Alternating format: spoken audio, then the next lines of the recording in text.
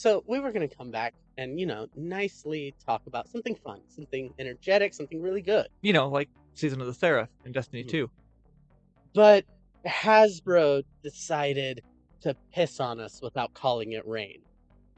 So we're going to be covering what we know about the new open game license for Dungeons and Dragons. Which is not good. I'm your host, Isaiah. I'm Chris. And this is Locked Loot. We do not plunge headlong into folly on the orders of a single madman. Deploy the garrison alarm. He's got nukes. You're the last boots on the ground. Position standby for defensive fire. Jedi. Like my father before me. Ding! Vex on the field. Attention on deck. This channel is now under military control. So, Dungeons and Dragons. The game that everybody loves. Everybody loves it now. I mean, we've all been accused of witchcraft in playing it, but that's another issue. Hey, that was back in the 90s. What are you talking about? I was accused of witchcraft like a week ago. So don't come out here with this 90s crap. But it is popular. Things like Critical Role and Stranger Things have propelled Dungeons and Dragons into the mainstream. I mean, to be fair, the pandemic also did that too. Yeah, I mean, without being able to meet up, the nerds were like, we can do this digitally. And everything has been fine. And everybody's like, wait, what? We can do it digitally? Yeah, and then everyone else is like, oh, Dungeons and Dragons, I can meet with people and play with people. And then the nerds kind of, just rolled with it. Like we always do. We had parties fall apart. We had parties get together. I mean, personally, Dungeons and Dragons is great. I love it. The issue is that we're going to start from the beginning about this because there's an open gaming license for 5e that was released in, I think, 2001 or 2007. I can't remember which. Mm-hmm. I think it was originally released in 2001 and then re-released and reissued in 2007. Yeah. Essentially stating, it was about 900 words. It said, you're free to make what you want from this. It's our game. Essentially, as long as you're giving Dungeons and Dragons credit, build the community, really content creators with an open gaming license saying, yeah, do whatever you want. But to start from the beginning, so in the beginning, there was the Big Bang. Not that far, too far. Oh, too far? Okay, so last December 2022, I know, it's 2023, guys. We're here. You mean not even a week ago? Yeah. So 2022, at the end, Hasbro had a investor meeting. No, I wasn't in it. No, I'm not invested in Hasbro. Screw them. They've lost 40% of their share price. They deserve it. In that investor call was kind of the first warning signs that things were going bad. Yeah. In that call, the CEO of Wizards of the Coast said Dungeons and Dragons is under-monetized. How is a tabletop RPG under-monetized? I think the CEO is greedy. I think the CEO is greedy and is getting pressure from their owners and investors. Owners at Hasbro, the overlords, who don't know how to run a game company, and they're losing it. Honestly, it feels like things have gone crazy. So they said it was under-monetized, and that's where we're like, ooh, things are kind of rough. Because they're like, yeah, we should be monetizing it like video games. No. Wait. How are you going to monetize a tabletop RPG like video games? I mean, Baldur's Gate, but no, that's different. That's multimedia projects. That's producing their own video games. That's fine if they want to monetize their video games. Yeah, that's fair. As video games. They're video games. How do you monetize Dungeons and Dragons, the property, like a video game? You can't. It's a tabletop game. Yeah, that's the point. You sell your books. You let the community do the rest, and you walk away. Exactly. That's how you run a tabletop. You're like, okay, yeah, here's the game. Buy our $50 book. Yeah. Let me say that again. $50 books. And the $150 starter set. Yeah, well, those come with 3 books. So, That's still $50 a piece. Yeah, $50 a piece for the books. You're selling books for $50 and you think you're under monetized. No. My question is, how much does Dungeons and Dragons contribute to the overall profitability of Hasbro already. Exactly. I think Over it the was past 2 years, it's been a lot. give me a second, I've got Google. Google is our friend here. Okay, so we weren't able to find, like, financials on, like, Dungeons& and Dragons specifically, but we know that their earnings were up 33% from 2019 to 2020. Wizards of the Coast, they were making between it and Magic: the Gathering, which was also saw a 23% increase, uh, they were making $906 million 2 years ago, and that has only increased. That's a lot. And that has probably increased a lot since then. Yeah, in fact, Dungeons& and Dragons and Magic: the Gathering, Wizards of the Coast is making more than Hasbro's entire toy line business, Exactly. and they're saying they're under-monetized. No. No, Dungeons& and Dragons is not under-monetized. This is a huge problem with, I mean, we haven't even gotten to the OGL, which is causing the problem here. Yeah. We're just talking about their monetization because it's not under-monetized. They just acquired D&D Beyond. They Mhm. don't know where the financials of D&D Beyond will bring them because D&D Beyond is a profit maker. Yeah, It that's is a money printing machine. They exactly. sell individual classes $5 for the online sources, and I bet they'll introduce a subscription plan, which is I mean, super kinda last I checked, they already had. yeah. See, and I'm like I'm subscribed to Roll20, so I have no reason to subscribe to D&D Beyond. Yeah. But yeah, D&D Beyond as a whole, I'm like, yeah, no, we don't know how much money they're going to make, but with Dungeons and Dragons growing in popularity, they are going to be making bank. Yeah. They're producing a movie Mhm. that looks really good and looks really funny. I mean, I think they were talking about it, and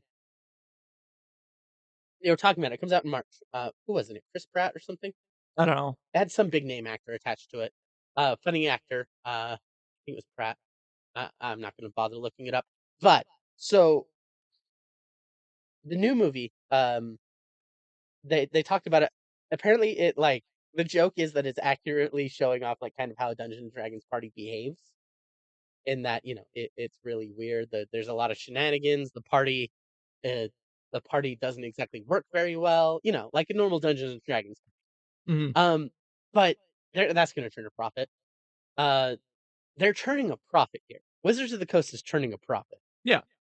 Hasbro, can you say any other products are turning a profit? Can you accurately say your toy lines are churning a profit if two games are making more money than you and all they do is sell books? So I just looked it up. The big name actor for the Dungeons and Dragons movies is Chris Pine. Chris Pine, I know it was one of the Chris's. That's the big name for that movie. Yeah, and That's already gonna be a cash cow anyway. yeah, and he's playing a bard. I could not think of a better pairing for that. That is Chris amazing. Pine as a bard. Yeah. So yeah, it's miracle that they're saying, yeah, we're not making enough money. Hasbro is essentially saying you're the only one making us money, So we're gonna over monetize you. which is going to cause a huge problem. Okay, now we're kind of through the investor call where they're like, yeah, we're not making enough money. We need to make the community hate us by monetizing it again. And it makes sense, make your video games, make your movies, They're gonna fail anyway. yeah, monetize D&D Beyond however you want. I'm gonna do something else. I haven't got my books. You're gonna produce one D&D that nobody wants, nobody cares about, and apparently every change everybody's hated. Yeah. I mean, name one good change that they've showed off for one D&D. I can't name one. Yeah, they're redoing like races and everything, and they're not even calling them races. I don't know what they're gonna call them. They're they're eliminating crit successes and crit fails. Why? They're like for specifically monsters. Oh, They're like monsters can't crit succeed or crit fail, and all the DMs are like, no, no. my monsters can crit fail, and my monsters can crit you guys. Exactly. That takes the danger and fun out Yeah, of D&D. you got a 1 in 20 chance for this thing to just nuke you. Exactly. Where's the fun in that? Plus, But- plus everybody knows DMs love killing characters. Oh, I love killing characters. It's the most fun thing. Send them to the void as quickly as possible. Exactly. I mean, if you die in combat, you die in combat. That is your problem. Yeah, you go to Valhalla Well, as much as you yes, don't like to. as much as you. I'm just picturing that somebody against their will winds up in Valhalla. We're talking like Buddhist monk Oh my gosh, that'd be hilarious. dies and goes to Valhalla. Where's my short story about this? We need one. You guys do your thing. I'm sorry. I can't get off of that. A Buddhist monk dies and goes to Valhalla. Dies in battle somehow. Dies in battle. Doesn't mean to. It's like he trips, and when he's trying to get up, he like touches a sword, and at that point, somebody stabs him in the back, and so he died on the battlefield with blade in hand. So he's in Valhalla now. The monk's like, how did I get here? You died in battle.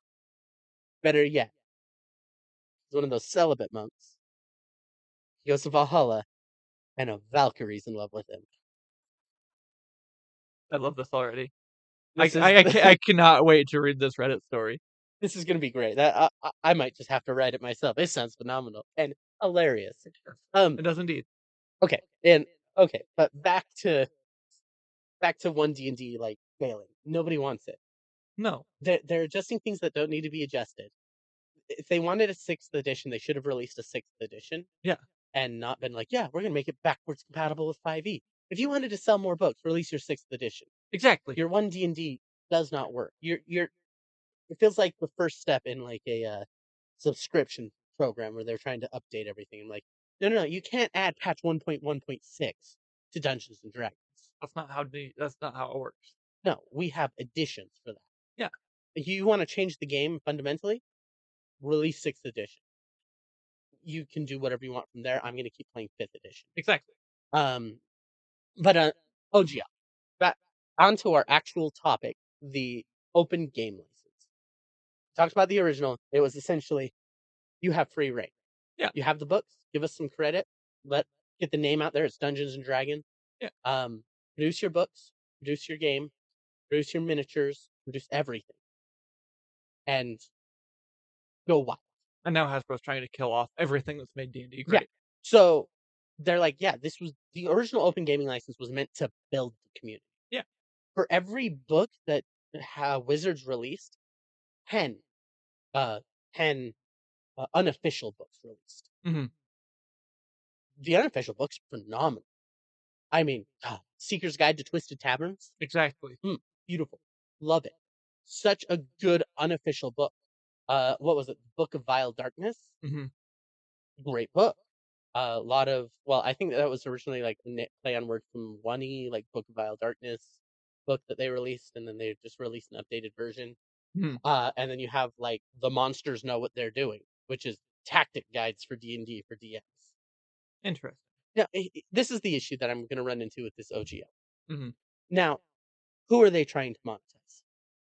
They have no clue. They're trying to make the money for themselves. They're not trying to grow the community, I feel like. Well, the issue is they don't know who they're monetizing. Who actually buys the books? Like the books on D&D Beyond? Or the In general, the books. Players own the player's handbook. Yeah. Dungeon masters own everything else. Exactly.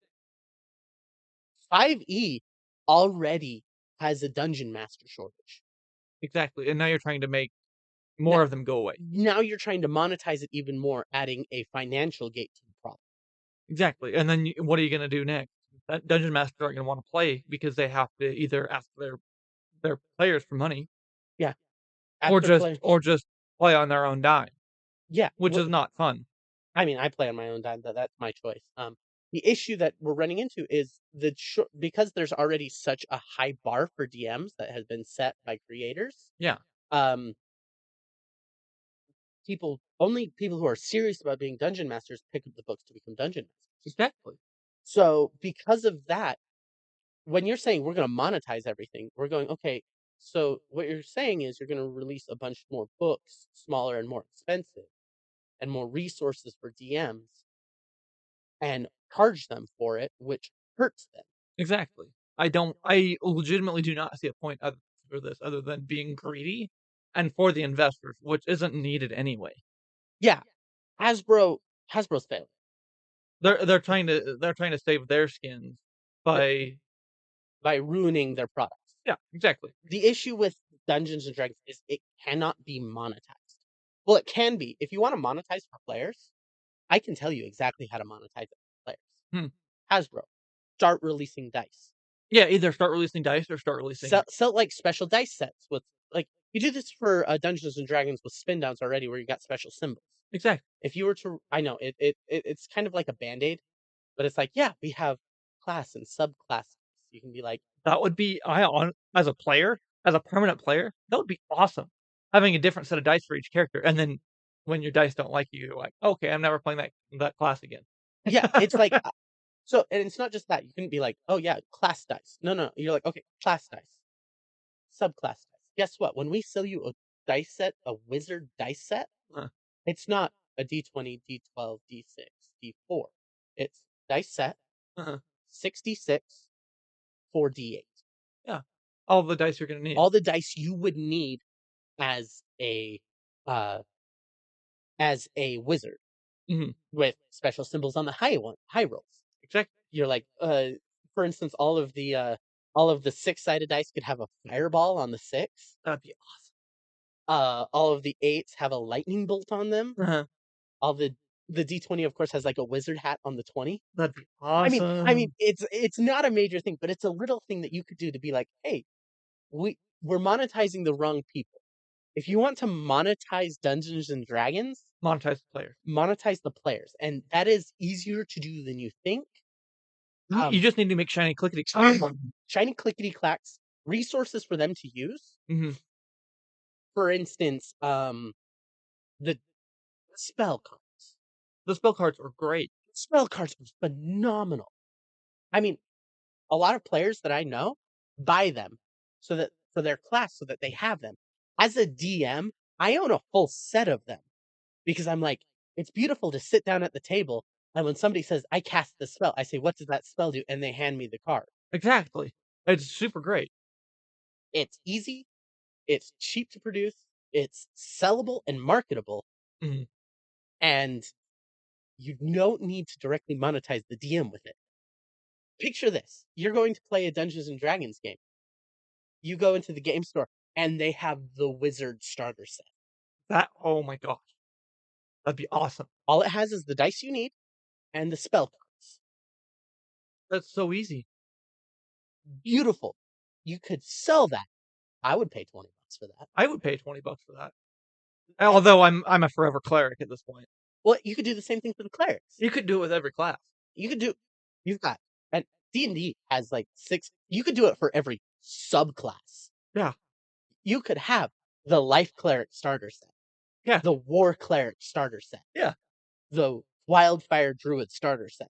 Yeah, there's so many things that you could do. All it comes with is a bunch of cards with your spells, reference cards for your abilities, Uh-huh. And and then dice. yeah. And maybe if you wanted to make it even better. Do you know what else that does though? What? And this is why I think it's such a good idea. And Wizards, if somebody from your team listens to this and finds this, release these starter sets because reference cards, reference dice. What is the problem with getting into Dungeons and Dragons? What is the main gate of getting into Dungeons and Dragons? Finding a DM? Other than finding a DM, that's one problem. Learning to play. Oh. Dungeons and Dragons is so hard to learn to play because you're going out of a reference book with a DM. If you have a starter set with your class, Uh-huh. you're like, I'm playing the evocation. Yeah. Guess what? Now I have reference for my abilities. Yeah, exactly. And I- then back to what I was gonna say, the other thing that you could do is you could also get a book and put like what races work best with this. Like The wizard hand. yeah, the wizard handbook. It's not like required. It would have all the wizard classes in it. Uh-huh. You wouldn't sell it for $50. You'd sell it for $20, like a normal book. You'd have the wizard classes, wizard subclasses, recommended races, different styles, all the Yeah. spells that kind of uses for them to give them ideas so that the players who really want to learn to play the class can learn to play their class very well. Yeah. And that's just a way, like, if you're monetizing D&D, you need to monetize it right. Exactly. You can't monetize it by like, oh, let's make a mobile game. We can't make books. We can't do that. We need to monetize the players, not the DMs. Mhm. Because the DMs are outnumbered 50-1. Yeah, exactly. Yeah, exactly. And the what you said. last thing you want to do is tell your DMs, you're few and far between, hey, we need more money out of you. Yeah, exactly. Because because then that's how you make the number go from for every DM there's 50 players to every DM there's now 100 players and you'll never find a game. because the games they'll all be full. Yeah, so I actually you know what? Dungeons& and Dragons is like 50 players to every DM.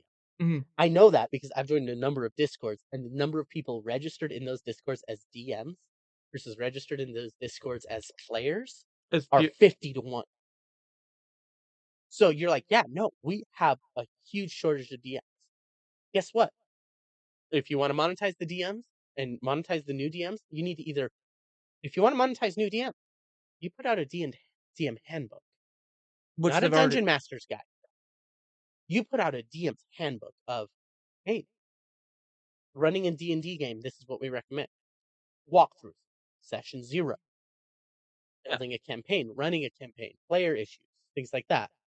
I know it's hard. DMs, it's a learning game with DMs. Mhm. So, I mean, wow, we haven't even talked about the OGL. We meant to come in here and talk about the OGL, but we're talking about monetization. We're talking about monetization, which is the main thing of the OGL. That's the issue. The OGL is meant to help monetize it because the OGL is essentially, we'll go over the OGL in its entirety later. We're probably gonna have to do another episode on it. Actually, no. If you want the OGL, we're gonna be talking about monetizing D&D for the rest of the day here, and how you can do it, and how you can improve the experience of D&D for your players. Mm. If you want to get the nitty and gritty of the OGL, join me on my next episode of Game Master's Arsenal. Yeah. I'll be covering that in full on my show, Game Master's Arsenal. I'll have the link in the description. Feel free to check it out. Maybe you'll find something that you like as DM. But back to monetizing D&D. If you are monetizing D&D, you need to lower the gate Yeah, the gate is super high right now. I for remember players and DMs. the first time I ever played D&D, this was, like, back in high school. I didn't even know what I was doing. Yeah. And it's, like, it's definitely not an easy thing to learn. I've been consistently playing for 4 years. I was off and on for 3 more years Yeah, before I that. was off and on as a DM for like a year and a half, and then a year. I was on for a year, then off on for like a year and a half, and then I DM'd a 2-year campaign. Now I've just started another campaign that we're like 9 months in. But what I'm saying is, it's hard. It is super hard. Like, even as a player, it's like, "Okay, what do I do with my character?" Yeah. What do you do if your character dies? What to do if this happens? Mhm, As a character, how do you how do you build a character? How do you flush out a character? mhm. You don't have to use tables, but it's like, yeah, these are how characters are. What kind of characters do you avoid? Have an entire section on lawful stupid, Or chaotic stupid. the stupid alignment. Yeah, that's not an official excuse me, it's not official, but you do see it all the time. It is unofficially official. Yeah. The alignment chart is lawful, neutral, chaotic, good, evil, stupid. Am I wrong? No, you're not. Because there are no true neutrals. No, it There's is no lawful neutrals. You are good or evil or stupid. yeah. It is I will say, a true neutral character is so hard to play. Yeah. So, and that's another thing, like that It's also the other thing, it's also an unofficial class is the stupid pacifist. stupid pacifist. He falls under the lawful stupid. Yeah. But back to like monetizing players, like you release kits. You're like, hey, here's a kit for this. Here's a kit for this. You don't need to buy it. Play. Mhm. But if you're a new player, the gate just got a whole lot lower because if you're coming in and the DM's like, hey, we're getting together a party and here are the classes. And then you hear something about the druid or the Mhm. fighter and you're like, I want to play them. Guess what? Pop over, grab that kit. You have the dice you need to start playing. You have reference materials. The DM will, of course, help you go through everything else. Oh, yeah. If your DM doesn't help you, you don't wanna be with that DM. Yeah. Oh, I mean, hell, the reference material could have a specialized like character sheet. You've got your basic character sheet. We could have a specialized one with like divine domain. Yeah, Like, exactly. sorry, not divine domain, but like channel divinity slots Yeah. on there, or like wild shape slots on there. Mhm. So that you're like, yeah, I've got it. I build it. I have markers for everything. Superiority dice, everything. Yeah, exactly. That's, like, one of the easiest ways that I can think of to do that. And Because it even then, like, "Oh, I wanna try out a new character class. Oh, look, here's a starter set for it. Let me grab that and learn how to play the character." yeah, or but it's also not required. 'Cause if you have the PHP, you have all that information in a basic character sheet. Yeah, exactly. It's easy. But Um, these will be for, like, specialized people, play the people that almost exclusively play that class. Like I said, I'm becoming a forever cleric player. a forever cleric would love to just pick up a cleric starter set. Yeah, It doesn't matter whether you're new or experienced. You see the starter set and you're like, "That's specialized for me. I need it." exactly. But it's like, yeah, it's so easy, and it lowers the gate. You can get more people involved Mhm, because, of course, you're only bringing in the players. mhm. Bringing in the DMs is another issue. That's a whole That is different animal. bringing in DMs is a whole other end. Yeah. It is hard to bring in a DM. How I actually recommend bringing in DMs is converting players into DMs. Mhm. Your goal as a DM should be gearing and arsenaling your players to become DMs themselves. Exactly, and this is my hot take.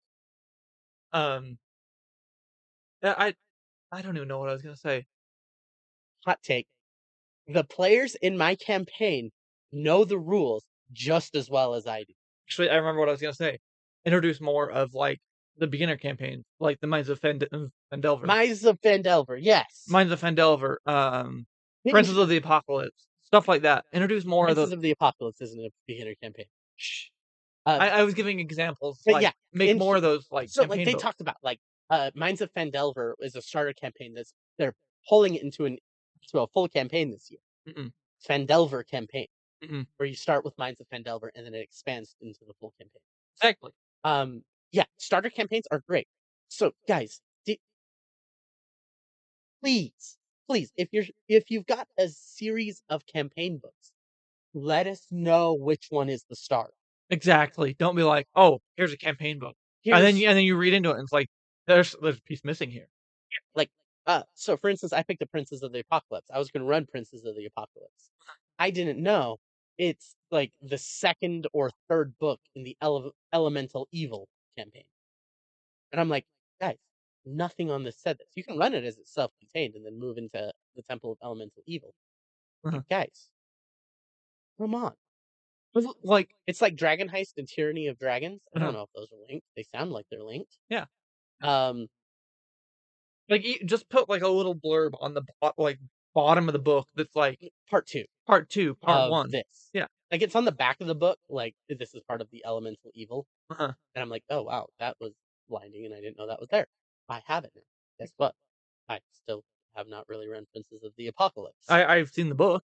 Yeah, I've never seen the campaign been run. I tried to run it at one point. I hated running it because I hate running modules. Mhm. That's another thing. Guys, modules. Help the DMs. Like, I know there's people that love playing modules. Help them out. Help them run modules. Some DMs, like, here's the thing. Set up DMs who run modules and run home DMs who run home. Exactly. Like, the most homebrew support I've seen is on D&D Beyond and Roll20. Yes, the homebrew support for those are huge. And all the like Dungeon Scribe and all of those are very helpful. Yeah. And it's very useful, like unofficial content is very useful. Like I talked about it before, but Seeker's Guide to Twisted Taverns. Yeah. Beautiful book. A lot of stuff that can easily be slotted into any campaign, like the Wizard's Watering Hole is apparently wandering around my world somewhere. Good to know. You're like, oh yeah, that exists. Like, oh yeah, that exists. But We talked to the robot there. This campaign. right? Right? It was such a long campaign. That was such a long campaign, but it was really fun. Thanks. I was gonna say something, you threw me off my tangent by, like, introducing a shiny. You're like, I know. "Oh, this exists." Wait, what? Another way to monetize. Yeah. Sculpts. Yes. Like, better ones, like, don't it's kinda like the minis that that D&D produces now. Just don't paint them. Well, okay, here's the thing. Yeah, Hasbro's releasing all those like D&D minis. Yeah, don't paint them. Don't guys. How much money does Hero Forge make? A lot. I'm guessing they make a lot of money. And I'm betting Wizards of the Coast's minis are all like 3D printed. Yeah, they're all 3D printed and they're based off the same sculpt. Like, and they're all painted the exact same. Wizards, you want to do cheap with that? Guess what? Release Human Cleric. Mhm.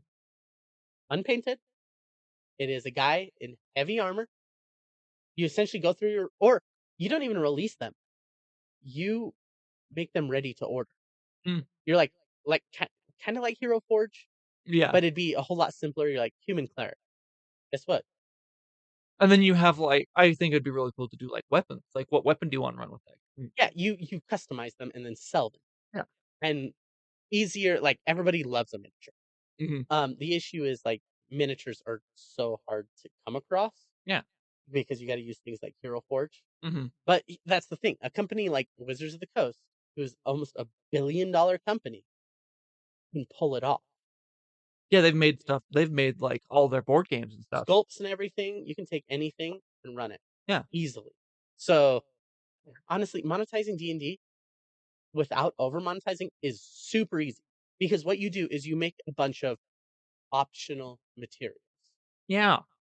You make the ooh shiny pieces in the dungeon players D&D player's brain go, I want that. Yeah. You don't monetize the DM, you monetize the players. Here's a secret, 90% players are dice goblins. I know DMs that are dice goblins, but they also love the shinies. DMs are less dice goblins. They're dice elves. We're dice elves. We have I have a bunch of dice, but you notice every time we sit down to play, I pull out a specific dice set. Yeah, you pull and then you plop your big container of dice out on the table for people to use. Yeah. I'm a dice goblin because I'm like, I have my I'm a Actually, dice dragon. yeah, that's what I was about to say. You're a I'm dice a dragon. dice dragon. Specifically, you're a dice emerald dragon. You have your specific things you like, and then you just have a horde that you don't care about. Yeah, I have my treasure, and then I have the horde, which is you guys need it, use it. I have my set. I have my stuff that I will not let you touch. I have my green dice, and every time somebody takes one of them by accident, and it's kind of out because I didn't pull it out, I'm like, hey, where's my green die? Has anybody seen it? Yeah, And I can always spot it because it's a see-through green set. exactly. Yeah, Dice, guys, dice is so easy to monetize. It's not something you could do exclusively because you're gonna have other groups, but you could do specific stuff. Yeah. Little things like hey, these dice have special symbols on them. On the crit and the fail. These dice are meant for wizards. Mhm. These sets are meant for wizards. These sets are meant for clerics. You kind of build them around so everybody has the dice they need. Mhm. Cool. And even, heck, here's one. You don't even need a class one. Spellcaster dice. Exactly. Something like that. Like- What, like the crit and like the crit success is like an explosion of some sort. It's so simple. And the this was really grim, but the crit fail. Skull and crossbones. It's skull and crossbones or a face with X's over the eyes. Give me this. Give me as a DM this. I need 3 dice. They need to be see-through black. There is going to be 4 symbols on them. Mhm. There is going to be a skull, halo, a plus, and a minus. That'd be a really good DM set. They are the death save die. I like that actually. What I'm going to do is somebody drops. I hand them one of those dice. You either get the plus where you succeeded, you get the minus where you failed, you get the halo where you're back up, or you've got the skull where you just failed 2 death saves. Exactly. I think that'd be really good. The other monetization is easily like kind of how D&D Beyond is already doing it. A subscription model where it's just it adds content. It doesn't like subtract it. You're not putting anything behind that wall. Yeah. Like I could see a subscription. Like I hate to bring up the Battle Pass model. Battle Pass models will never work. Well, the battle, yeah, for D&D, no. But picture this subscription. Mhm. You pay $15 a month. Every month we are going to release the monster Mhm. and tokens for it, digital tokens for it. Hell, not even $15 a month. $15 every 3 months. That's $5 a month. $5 a month. But here's what I'm saying. You get a copy of the monster. Mhm. You get a copy of the digital tokens. You Mhm. get a copy of its stat block. Yeah. If you buy for the year, at the end of the year, you get a PDF with a full book of monsters. That's so easy. What it is you're not monetizing like content and putting it behind a paywall. What you're saying is you pay us $5, $10 a month. You get access to the work that we're going to put in the next monster book Mhm. early. Yeah. Basically an early access program. Yeah. I don't know a single DM who'd be like, "Oh, no, I'm not gonna do that." The DMs love playing with new monsters. Yeah, we love new monsters. I've been watching Monster of the Week, Mhm. which, if you ever watch them, be careful. It's very dangerous for a DM to look at them because what they're doing is they're adapting monsters from older editions into 5th edition. Oh, that sounds awesome. So they adapt like uh ah the one I just watched was it's an older one. It was a Halloween. It's not a monster from an old edition, but it's something that has been in the D&D ecosystem. Mhm. It is there is a bag of holding ghost, a monster, a myth about a creature that lives in bags of holding that crawl out and drag people in. Oh, sounds like a It creepypasta. is terrifying. Uh, the Bagman, that's what it was called, the Oh, Bagman. yeah. It originated as a myth. So it wasn't originally a real creature. It was originated in like 1st or 2nd edition as a myth for Ravenloft, for a Curse of Strahd. Hmm. And so they built the Bagman and adapted it for 5th edition. Please don't give us the Bagman. Please don't get. No, I'm more likely to run a false Hydra on you guys. I don't like the sound of either of those, honestly. The false Hydra started as a joke online, kind of grew into the D&D subconscious. Mhm. It is based on Dead Hand from Ocarina of Time. Hmm. But I've been watching them. It's a whole lot of fun. Yeah, easy ways to like monetize Mhm. D&D without over monetizing. Like these are little things that you can say, "Hey, you could do this and give us some extra money and you get this." You don't need to. At the end of the day, at the end of the year, we're going to release this monster book anyway. Yeah. You can pay your $50 and go get it. But if you pay us, say, honestly, I think $5 a month. That's fair for like one monster a month. Yeah. But again, there's like usually 70 monsters in these books. So I mean, you could go like 2, 3 monsters a month, Mm. pay $15 for that. Yeah. At the end of the day, you've paid more than you would have paid for the book, But you would but you got the early access. but you know how the monsters work. You have the early access, and now you have a copy of it. Mhm. I mean, it's an easy way. It also they could have it. It could be built into like D&D Beyond. There's any number of things they can do. The issue that we're afraid of is that you cannot monetize, and this is the like overarching because we're getting to the end of our episode here. We're finishing up here. You cannot monetize D&D like you can monetize a video game Yeah, there's no way to do that. because they're inherently two different animals. Mhm. Because you're dealing with two different people. When you're monetizing a video game, you're monetizing the players. Yeah. Because your DM is built into the game. Exactly. Your game master is built into the game. Yeah, there's no way you're gonna have Yeah, the issue is with Dungeons and Dragons, your DM is not built in. Mhm. Your DM is somebody who's playing the game, So they're playing. a different role. They're playing the game. They're Mhm. playing as the game. Yeah. So with one character playing as the game, you cannot monetize aspects of the game without monetizing them, Mhm. and DMs are already stretched thin. Yeah. You cannot put more pressure on the DMs and not expect them to give. If it gets worse, guess who's playing Pathfinder? Almost every DM. Yeah, I'll learn Pathfinder if it means I don't have to deal with one D&D. Yeah. If they start making 5e worse, either it's not implemented or I'm just not going to implement it into my games. And if they try to monetize that, guess who's playing Pathfinder? Yeah. The issue is you cannot create. You have competition. Mhm.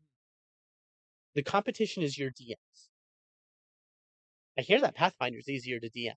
I hear that Pathfinder is a whole lot easier to DM.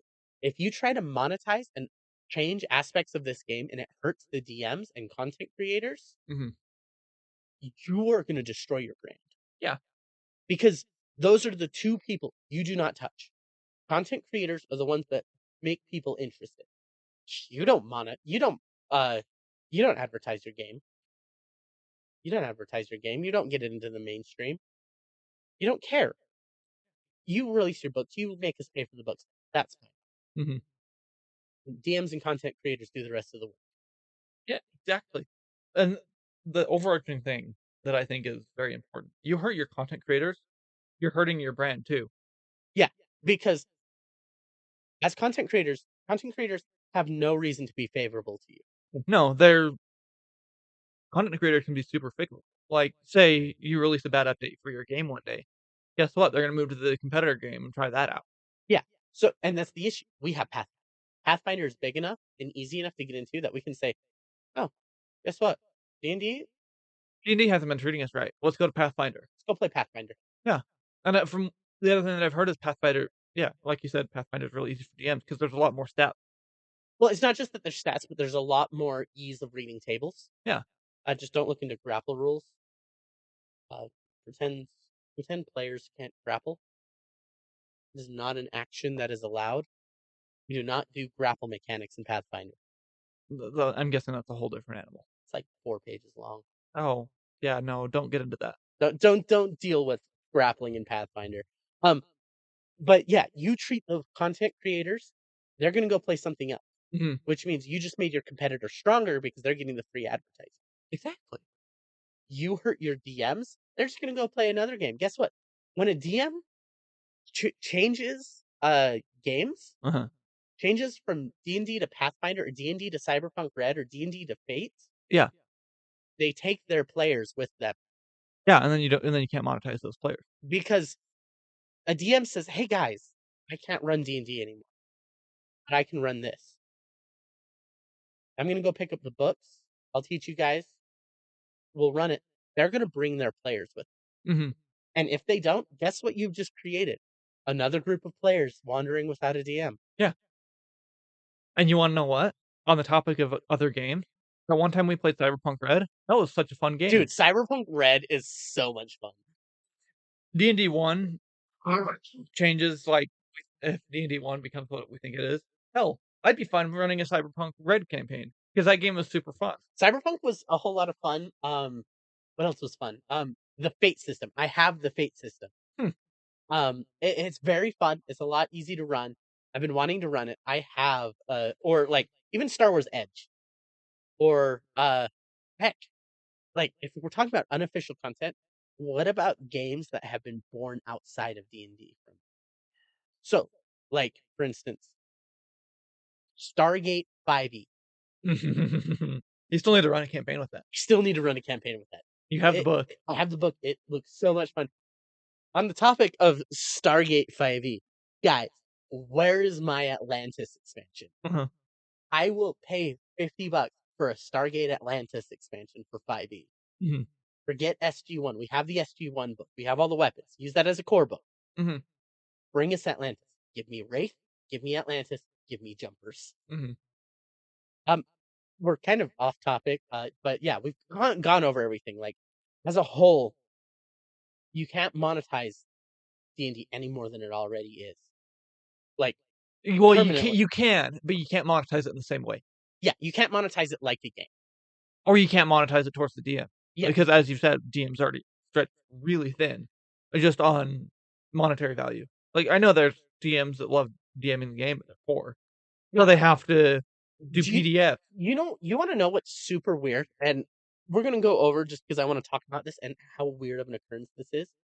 Do you know how common it is becoming for paid DMs to become a thing? It's been super common. I've heard of it.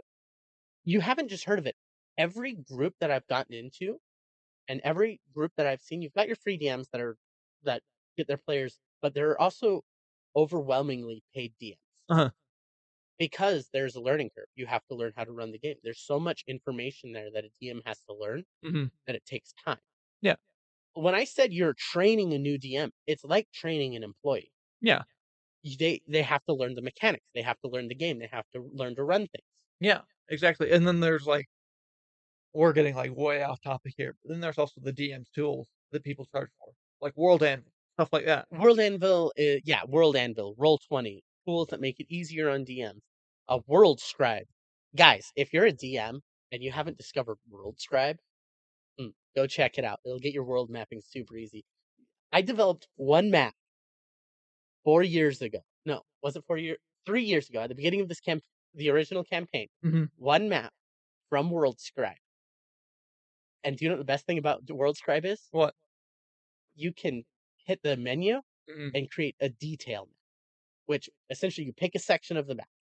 It blows it up to full scale of the map. So you build your world, then you just blow up the individual areas that you want, and then build your detail map. Oh, that's cool.